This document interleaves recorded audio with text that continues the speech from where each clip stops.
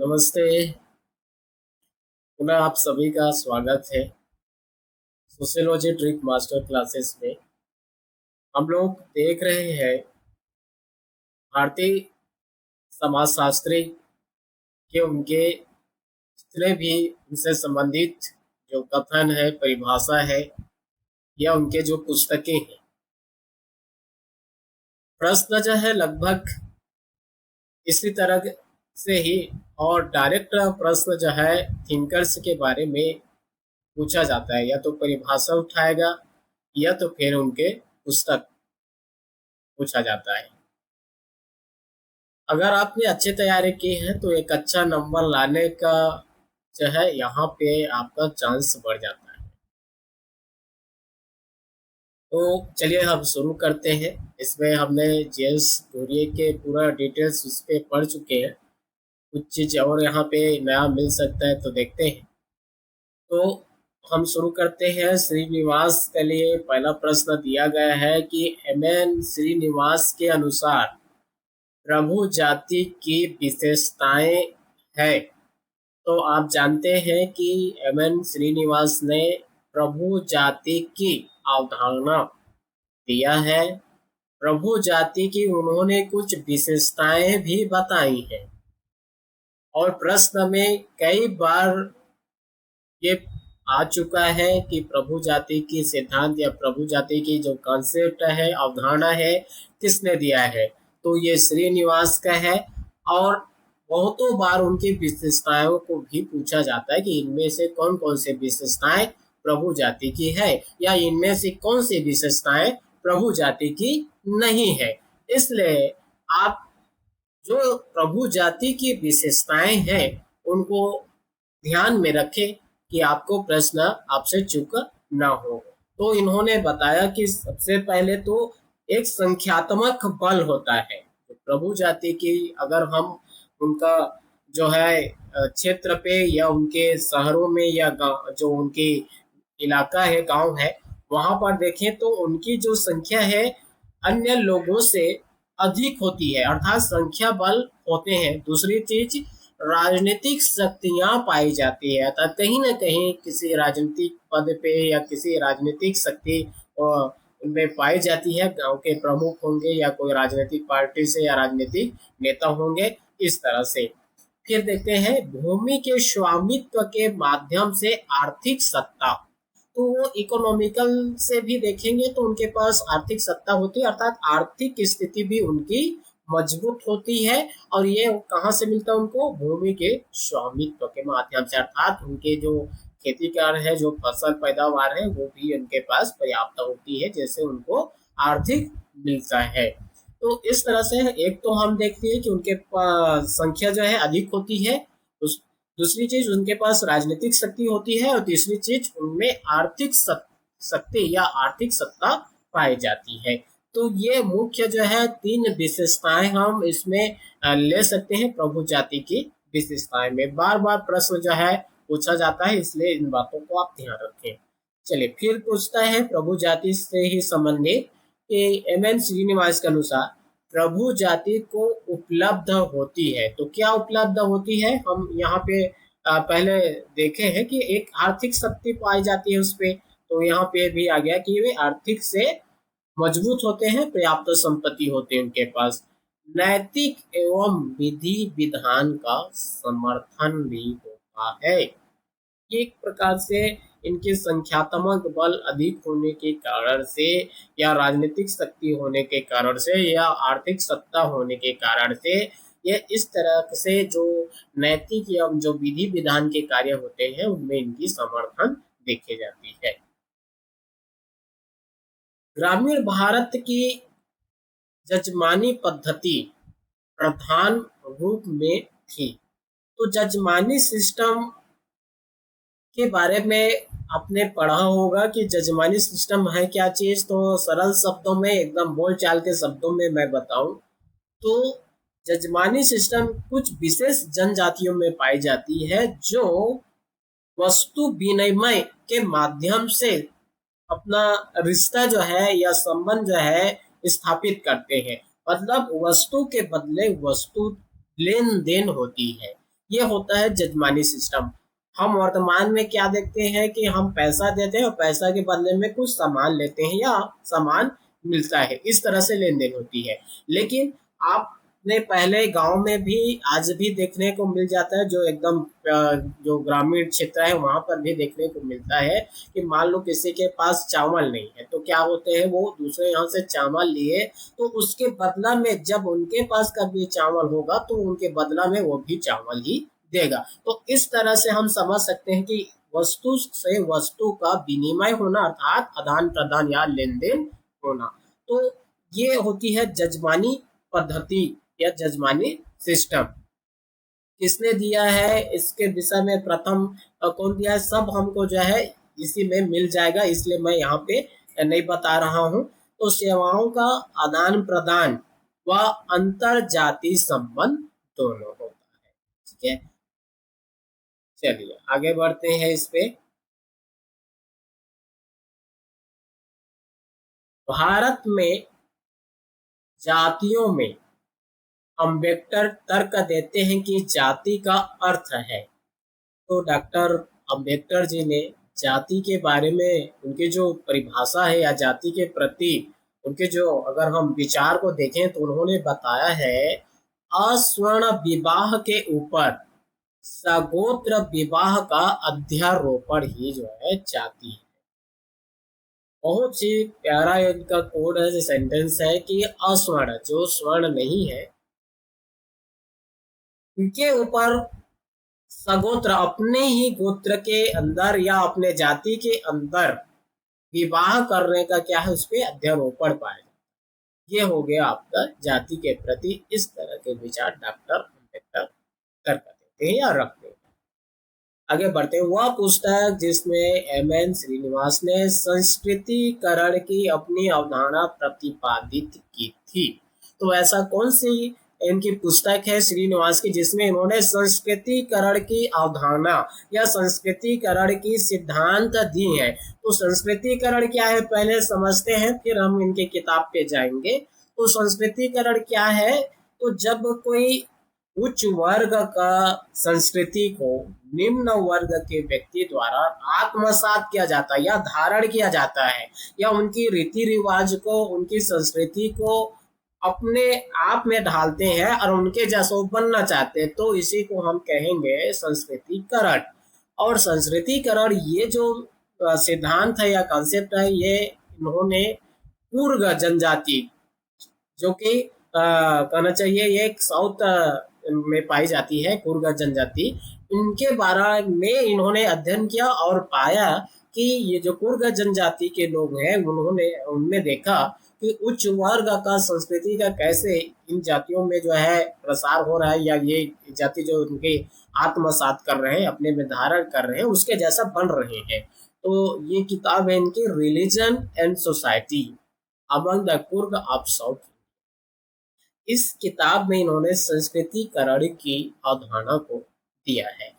तो ध्यान देंगे इस तरह के प्रश्न बार बार पूछा जाता है कि ये सिद्धांत जो है किस किताब में दी गई है। चलिए आगे देखते हैं। समाजशास्त्र के भारतीय विचारक हैं, आपको कई नाम मिल जाएगा जिसमें से आप जान रहे हैं कि हमारे इंडियन थिंकर्स में कौन कौन शामिल है। आप यूजीसी नेट के सिलेबस में देखेंगे तो वहां से आपको मिल जाएगा कि आपके पास कौन कौन से कहना चाहिए इंडियन थिंकर्स आपके सिलेबस में है या उसके अलावा और कौन है। तो महात्मा गांधी जी हाँ, ये भी भारतीय थिंकर है। राधा कमल मुखर्जी है, श्री अरविंद। इरावर्ती कर्वे के अनुसार भारतीय संयुक्त परिवार की विशेषता नहीं है। विशेषता नहीं है पूछ रहा है, कई प्रश्न मिलेगा जिसमें विशेषता है पूछेगा। तो विशेषता है पूछेगा तो जो विशेषता पाई जाती है संयुक्त परिवार की ज्वाइंट फैमिली की उसको हम लिखेंगे, या नहीं है कहेगा तो हमको चार्ट के निकालना है कि ये संयुक्त परिवार की विशेषता नहीं है। तो कौन सा नहीं, रक्त द्वारा एक दूसरे से जुड़े हुए। तो रक्त द्वारा एक दूसरे से जुड़े हुए हैं, ये ज्वाइंट फैमिली की एक विशेषता नहीं है, इस तरह से यहाँ पे बताया गया है। देखिए इरावर्ती कर्वे जो है संयुक्त परिवार की इन्होंने हमको परिभाषा भी इनका मिल जाएगा और वहीं से हमको विशेषता भी मिल जाएगा। इस पे हम जो है आगे इससे संबंधित प्रश्न दिया गया है, उस पे हम लोग देख लेंगे कि कौन कौन सी उनकी विशेषताएं पाई जाती है। बहुत ही महत्वपूर्ण है हीरावर्ती कर्वे, उनसे संबंधित सिद्धांत या पुस्तक जो है बार बार आता है, इसको ध्यान देंगे। हिंदू समाज की संपीड़ित विशेषता बताती है, क्या बताती है भाई, किसने दिया है, तो हीरावर्ती कर्वे की एक ये अवधारणा है कि इन्होंने हिंदू समाज के एक संपीड़ित विशेषता मतलब उनके जो वंशगत एक विशेषता को बताती है। वह समाजशास्त्री जिसने प्रभु जाति की अवधारणा को प्रस्तुत किया है, तो अभी हमने देखा श्रीनिवास, है ना, ये हो गया।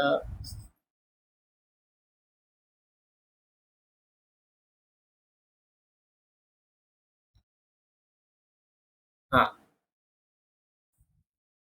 ठीक।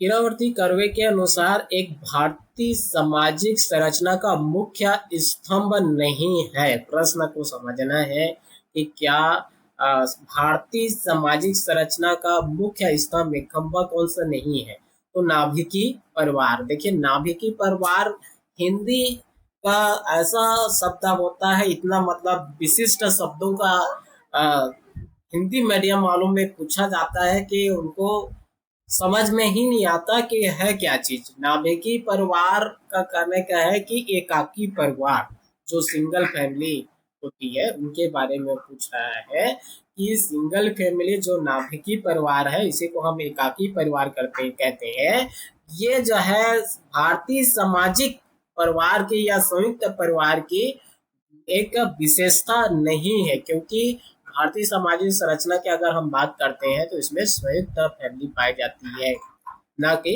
एकाकी परिवार। चूंकि अब संयुक्त परिवार ही अब एकाकी परिवार में परिवर्तित होते जा रहा है। संस्कृतिकरण एवं ब्राह्मणीकरण की अवधारणा किसने दी है, तो फिर से रिपीट हो रहा है प्रश्न, बार बार पूछा जाता है। जितना बार प्रश्न रिपीट हो रहा है तो आप समझिए, पुनरावृत्ति बार बार हो रहा है तो आप मान के चलिए कि वह प्रश्न उतने ही महत्वपूर्ण है, इसलिए उसको बार बार पूछा जा रहा है और वो भी विभिन्न एग्जामों में। तो संस्कृतिकरण और ब्राह्मणीकरण की अवधारणा ये भी श्रीनिवास का ही है।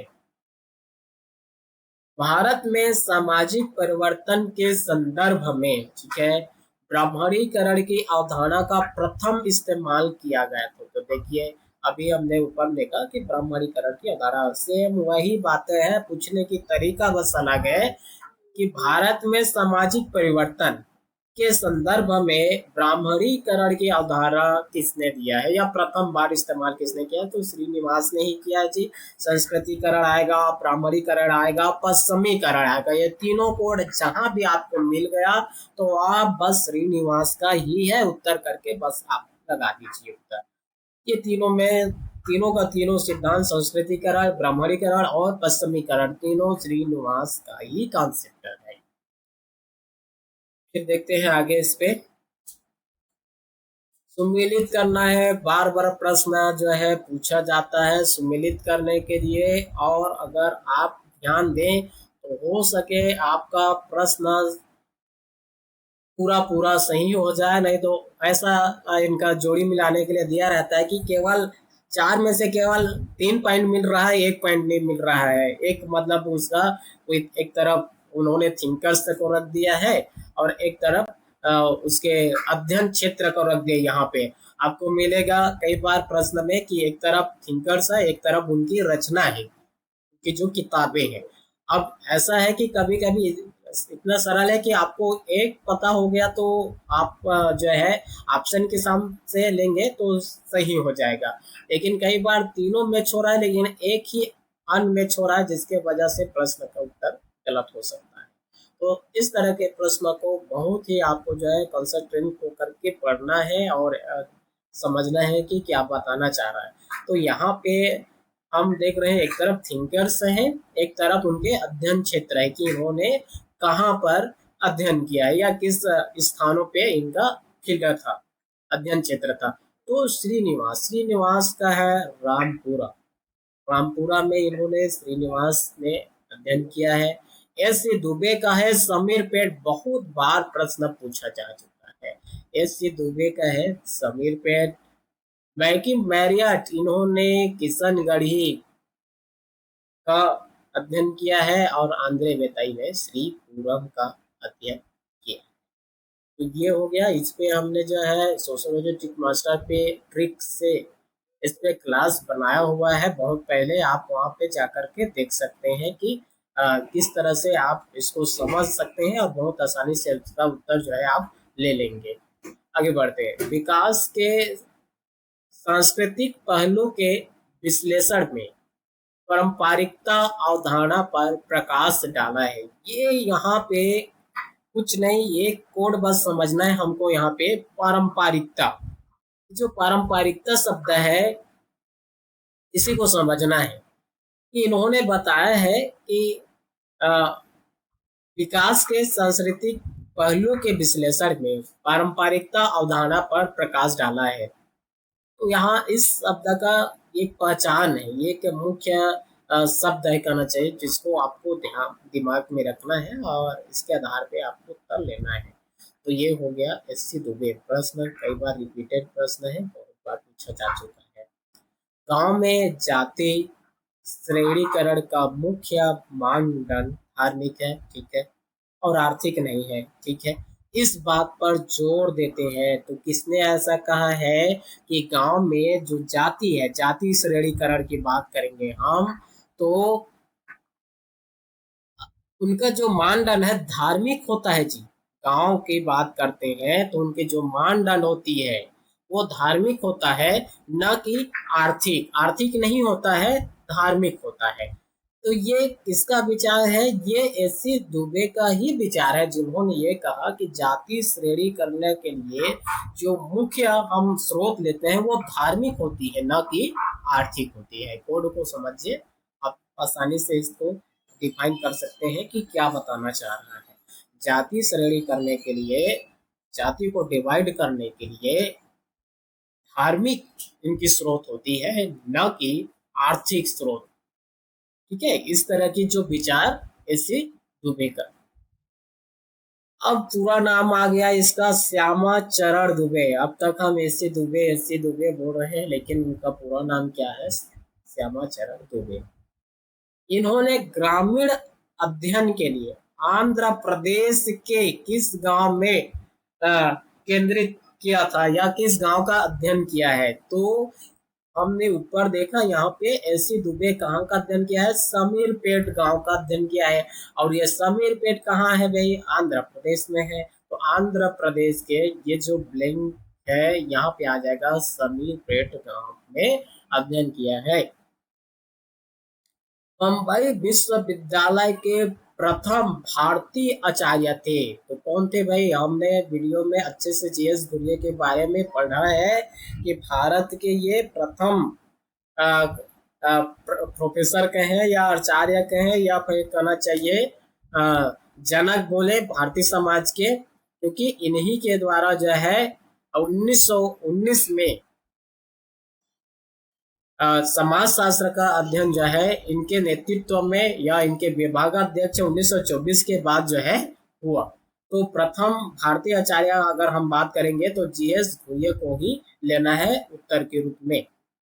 1919 में पैट्रिक गिट्स को जो है समाज शास्त्र के अध्यापन कार्य के लिए आमंत्रित किया गया था।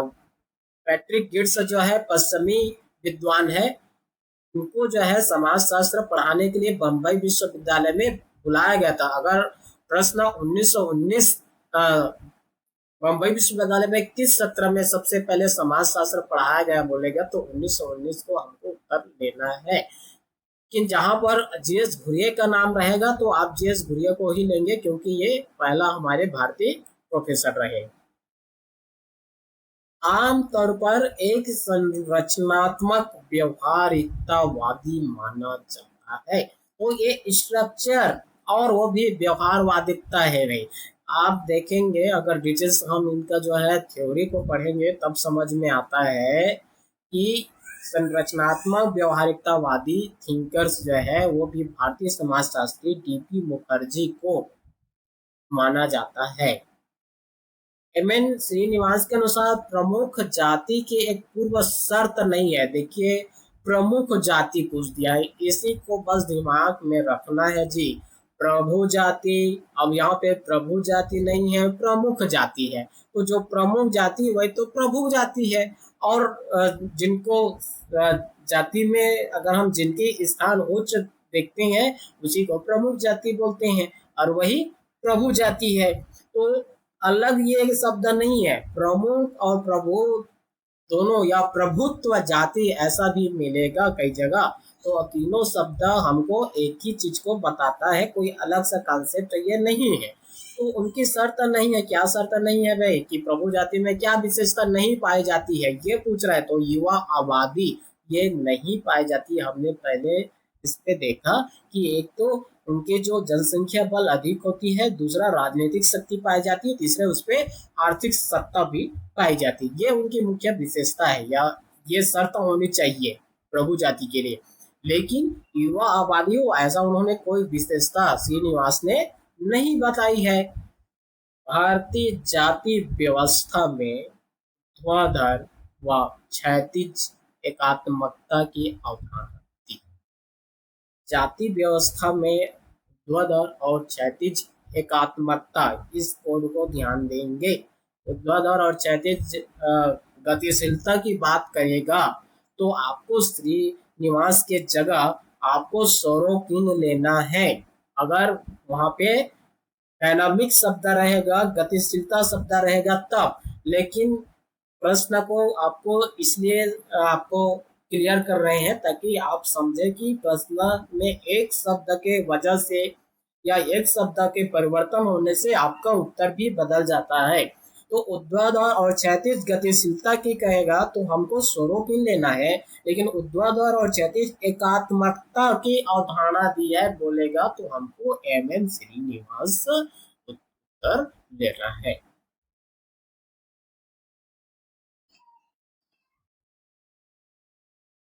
चलिए आगे बढ़ते हैं।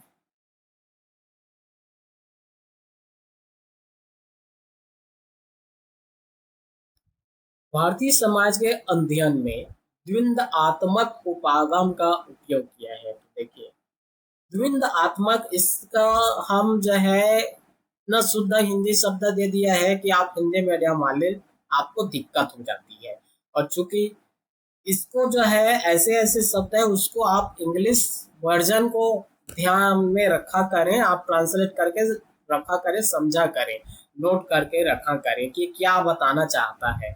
अगर इसी को संघर्ष लिख देता तो आप आसानी से समझ जाते, ठीक है। लेकिन संघर्ष में जैसे ही शब्द मिलता है तो हम सीधा कार्ल मार्क्स की ओर चले जाते हैं। तो कार्ल मार्क्स जो है पश्चिमी थिंकर्स है, ना कि भारतीय समाजशास्त्री है।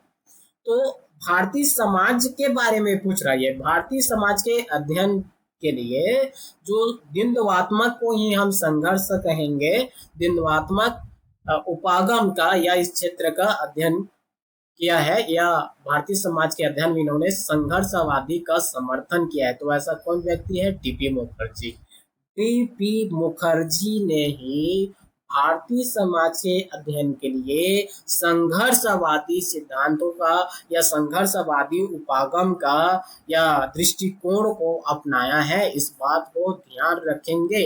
और मुखर्जी को आप बार बार देखेंगे कि हमारे पास दो तीन प्रकार के मुखर्जी मिलेगा भाई समाज शास्त्र में।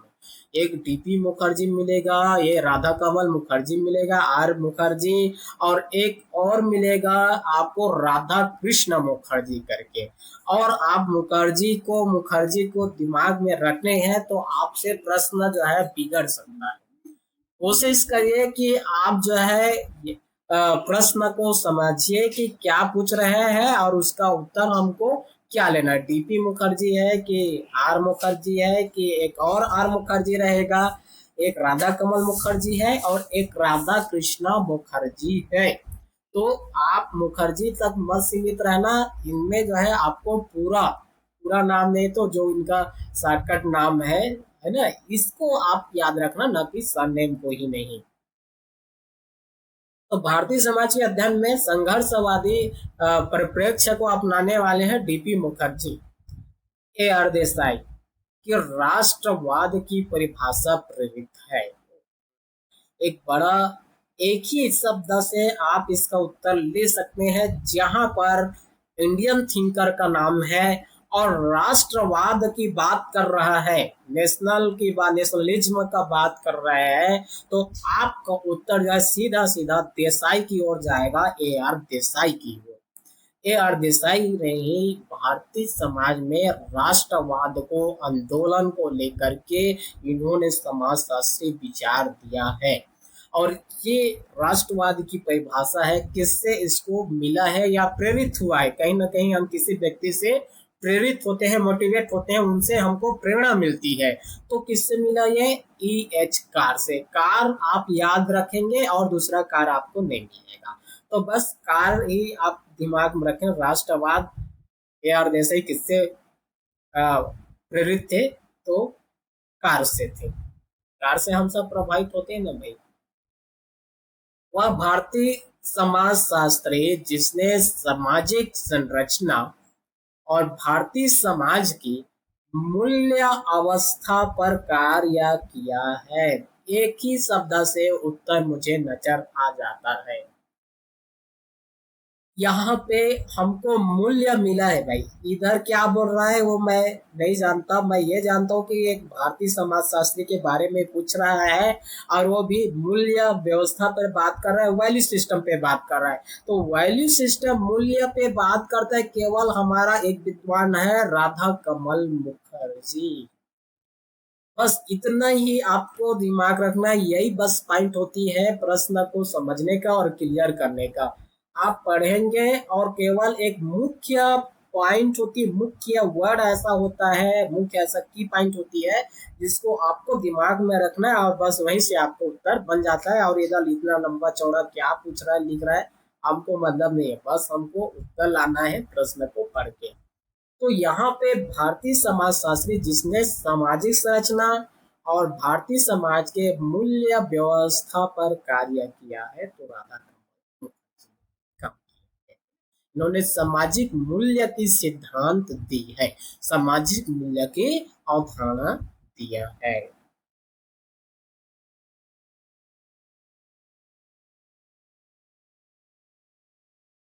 चलिए फिर आ गए हम लोग एस सी दुबे के बारे में, जो इंडियन थिंकर है, आपका G S Ghurye, S C Dube, M N Srinivas, Irawati Karve. बहुत लोग हैं, लेकिन ये ऐसे समाजशास्त्री हैं जिसको अगर बाहर कर दिया जाए ना तो समाजशास्त्र यूजीसी नेट सेट में उनकी मुख्य प्रश्न पूछने का एक उनका मेन स्तंभ है। मतलब यहाँ से प्रश्न या इन समाजशास्त्रों से प्रश्न पूछे बिना वो रह ही नहीं सकता। उसका प्रतिवर्ष का आप पिछले 10-12 साल 15 साल का देख लीजिए। हम तो पिछले 15 साल से देख रहे हैं यूजीसी नेट के सिलेबस के आधार पे 15 साल के जो एग्जाम पैटर्न को, ये 3-4 ऐसे लोग हैं जिनसे प्रश्न पूछे बिना वो रह ही नहीं सकता। मतलब इनसे प्रश्न आता ही है। तो आप जो है इनको आप छोटा न समझिए, कमजोर मत समझना, बाप फिरा के प्रश्न पूछे। तो ऐसी दुबे का मानना है कि भारत में भाषाई विविधता के कारण उत्पन्न होती है। भाई कोई भी जहाँ पे विविधता की बात करते हैं हम, जब जहाँ पे अलगाव की बात होती है, वो भी कुछ विशेष भाषा को या जाति को या धर्म को लेकर या क्षेत्र को लेकर के, तो संघर्ष तो होना स्वाभाविक है। भाषाई विविधता के कारण से कुछ राज्य जो है अपना राज्य की मांग के और अलग भी हो गए, अलग से उनका राज्य भी बन गया। तो क्या बता रहे हैं ये? भाषाई विविधता के कारण से उत्पन्न होते, क्या उत्पन्न होगी? संघर्ष उत्पन्न होगी। और उसको क्या मिलती है? एक पहचान मिलती है कि हम अलग से जो इस भाषा के बोलने वाले हैं उनका हमारा अलग राज्य है, तो उनका एक पहचान बन गया, है ना। और उनका जो है, लेकिन विविधता होने के कारण से संघर्ष तो होना स्वाभाविक है। जब कोई एक क्षेत्र में है, मतलब एक देश में है, और जब उनका किसी विशेष जाति, धर्म, लिंग या किसी भाषा या किसी और सांस्कृतिक पहचान की वजह से अलग होना चाह रहा था, तो कहीं ना कहीं तो संघर्ष होगा ही, लेकिन उनको पहचान मिलती भी है। तो भाषा विविधता के आधार पे सामूहिक पहचान, यहाँ तक कि संघर्ष भी उत्पन्न होती है। ये एस.सी. दुबे का, चलिए, एक बहुत ही प्यारा सा कोड है इनका, बार बार पूछा जाता है। एस.सी. दुबे का मानना है कि जो भारतीय गांव है, इंडियन विलेज है, ये एक स्वतः छोटा गणराज्य नहीं है, एक स्वतः पूर्ण छोटा गणराज्य नहीं है। यह कथन किसका या परिभाषा किसका है, बार बार पूछा जाता है। तो जो हमारा इंडियन विलेज होती है, जो हमारी भारतीय गांव है, वह स्वतः या पूर्ण छोटा गणराज्य नहीं, मतलब एकदम गांव तो है लेकिन वो छोटा भी है, पर वो स्वतंत्र या स्वतः गणराज्य नहीं है, स्वतंत्र नहीं है। कहीं ना कहीं हमको एक गांव से दूसरे गांव से निर्भर होना पड़ता है। ऐसे दुबे के अनुसार हिंदू सामाजिक व्यवस्था में वर्ण है, तो हिंदू सामाजिक व्यवस्था में वर्ण है। वर्ण क्या है भाई, ऐसे दुबे के अनुसार तो केवल एक संदर्भ श्रेणी है, एक रेफरेंस मानता है, एक संदर्भ श्रेणी मानता है किसको, वर्ण सिस्टम को। कौन, ऐसी दुबे। फिर आता है श्रीनिवास से संस्कृतिकरण और पश्चिमीकरण। मैंने पहले बताया कि संस्कृतिकरण, पश्चिमीकरण, ब्राह्मणीकरण मिल गया तो आपको सीधा श्रीनिवास उत्तर लेना है। और उनको लिए उन्होंने कुछ विशेषताओं की भी बात किया है, तो ठीक है, क्या क्या है। भारत में धार्मिक, सांस्कृतिक और सामाजिक परिवर्तन। तो अगर हम सांस्कृतिकरण या पश्चिमीकरण की अवधारणाओं को के विशेषताओं के आधार पर समझाना चाहे, तो एक तो भारत में धार्मिक, दूसरा सांस्कृतिक और सामाजिक, ये मुख्य तीन ऐसे कहना चाहिए उनकी पहचान है या उनकी संस्कृति है, जैसे जो है कहना चाहिए इन्हीं संस्कृति जो है अगला को प्रभावित करती है, लोग जो है संस्कृतिकरण को धारण करते हैं। जीएस घुरिये के अनुसार जिस किसी को भी विशेष रूप से भारत का समाजशास्त्र का अध्ययन करना है तो उसके पास होनी चाहिए। मैंने जिस गुरिया की क्लास में इसको लिया भी है, बताया है कि कोई भी व्यक्ति जो भारतीय समाजशास्त्र का या भारत के समाजशास्त्र का अध्ययन करना चाहता है, तो उसके पास संस्कृत साहित्य का आरंभिक शिक्षा होनी चाहिए, मतलब संस्कृत के ज्ञान होनी चाहिए, तभी वह भारत के समाज को समझ सकता है, भारतीय समाज को समझ सकता है या भारत का समाजशास्त्र को समझ सकता है। सूर्य से ही संबंधित प्रश्न है, जाति संस्था की सामाजिक रूप से एक सही जानकारी के लिए हमें उन जातियों की पहचान करनी चाहिए। तो देखिए, अगर जाति व्यवस्था पे इन्होंने खूब लिखा है, जीजीएस गुरिया ने जाति के ऊपर बहुत कुछ लिखा है, और इनकी पीएचडी का थीसिस भी था जाति और प्रजाति। तो जाति संस्था का अगर हम सही जानकारी चाहते हैं किसी जाति के बारे में या जातियों की पहचान करना चाहते हैं, तो हमको जातियों के स्थानीय स्वरूप को समझना पड़ेगा, स्थानीय स्वरूप के रूप में उनको जानना पड़ेगा।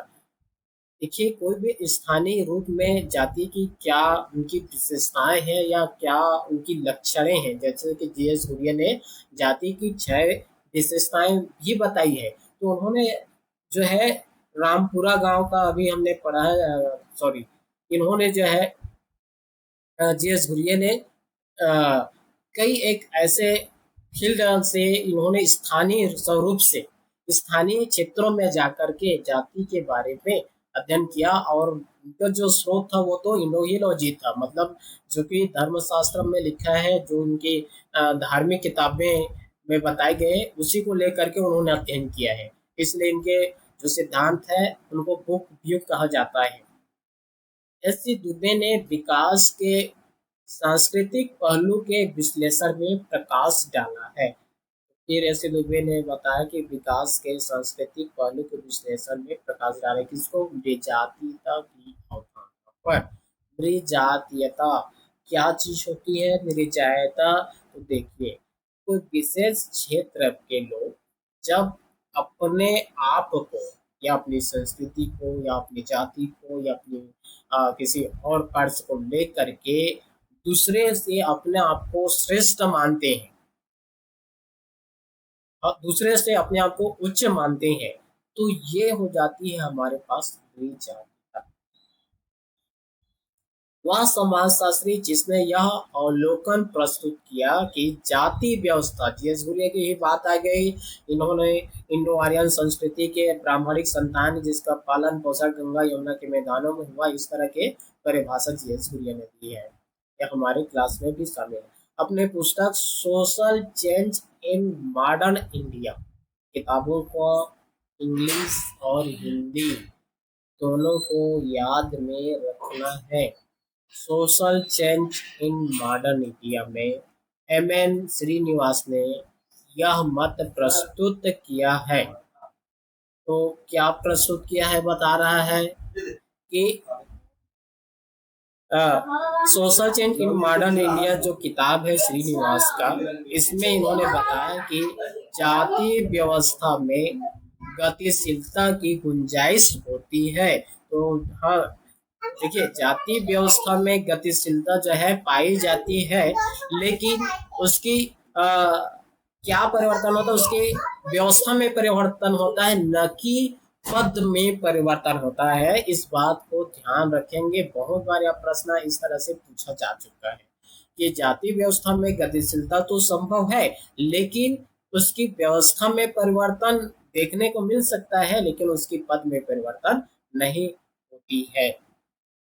ये श्रीनिवास का मुख्य उनकी कहना चाहिए जाति व्यवस्था पर उनकी विचार है, क्योंकि उन्होंने बताया चाहा कि जब कोई व्यक्ति संस्कृतिकरण को अपनाता है या ब्राह्मणीकरण को अपनाता है, तो वह व्यक्ति उसके अनुसार करता तो है, लेकिन वह कहना चाहिए उस समुदाय में शामिल नहीं होता है। उसके लिए उनको 2-3 पीढ़ी लग जाता है इस दावा को करते हुए कि मैं उच्च जाति के हूँ या उच्च जाति के संस्कृति को धारण करता हूँ।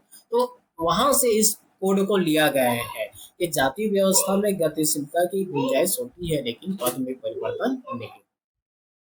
और इनकी किताब को भी याद रखेंगे, social change in modern India की किताब है।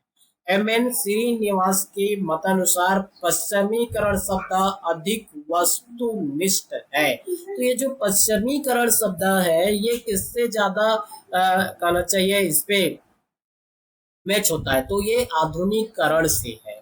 जब हम पश्चिमीकरण की बात करते हैं तो हम एक प्रकार से आधुनिकरण की ही बात करते हैं। चलिए ठीक है, फिर यहीं तक आज के क्लास को रोकता हूँ मैं। नेक्स्ट क्लास पे इस पे जितने भी हमारे इंडियन थिंकर है उस पे हम बात करते हैं और अपना क्लास को आगे बढ़ाते हैं। आप खूब मजा लीजिए, खूब पढ़िए, खूब मेहनत करिए और बढ़िया सा आपका नेट सेट हो जाइए, बढ़िया प्रोफेसर बन जाइए। यही आशीर्वाद है और इससे बहुत खुशी होती है। Thank you.